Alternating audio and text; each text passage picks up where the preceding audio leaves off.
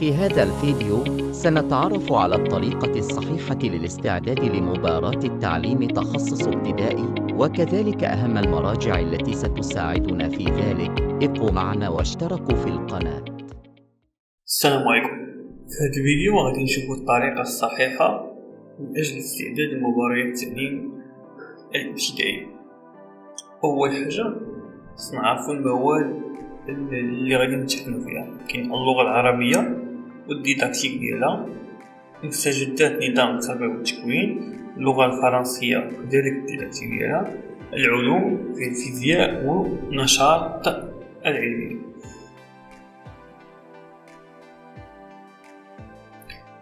فيما يخص مستجدات نظام التربية والتكوين، أهم الأشياء اللي خصنا نراجع فيها هي المقاربات البيداغوجية. شو تقصد بالمقاربات البيداغوجية؟ يعني كل ما يخص المقاربات التي تعتمد على النظام التربوي المغربي، بحال خاصة المقاربات الحديثة. يعني باش تنهضر على المقاربات الحديثة تنقصد بها بيداغوجية حل المشكلات، البيداغوجية الفريقية، البيداغوجية اللعب، بيداغوجية الإدماج. دونك شنو خصنا نعرف على هادو؟ يعني تعريف ديال كل بيداغوجية للتعلم، ودور المعلم ودور ديال المتعلم، وكذلك المؤسسين ديالها.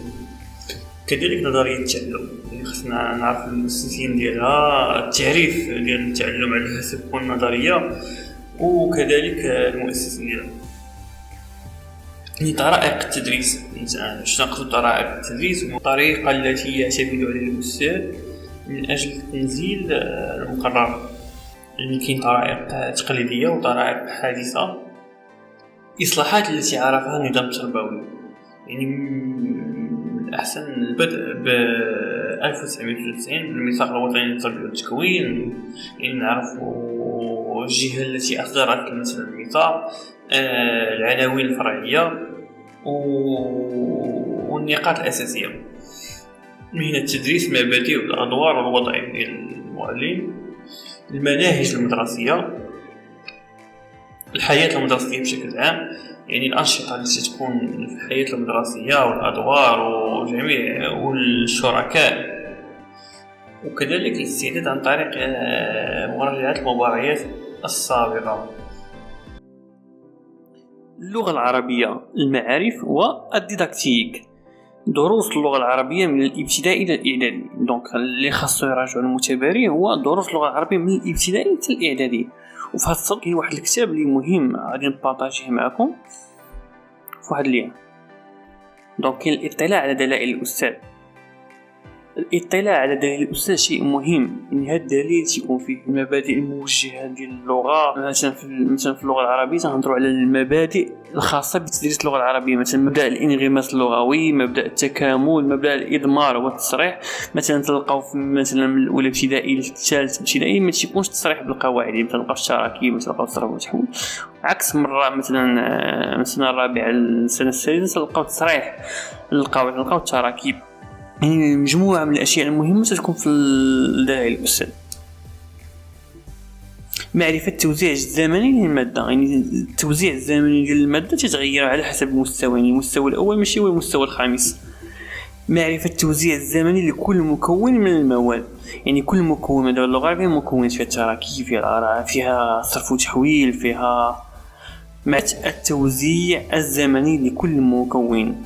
يعني مثلا اللغة العربية فيها مجموعة من المكونات، كاين فيها هذه المكونات تتبدل من على حسب المستوى. يعني المكونات اللي كاينين في السنة الأولى ابتدائي ماشي هما اللي كاينين في السنة الخامسة ابتدائي نفس المادة. دونك خصنا نعرفوا المكونات ونعرف التوزيع الزمني ديال كل مكون. مثلا تراكيب شحال من حصة في السيمانات.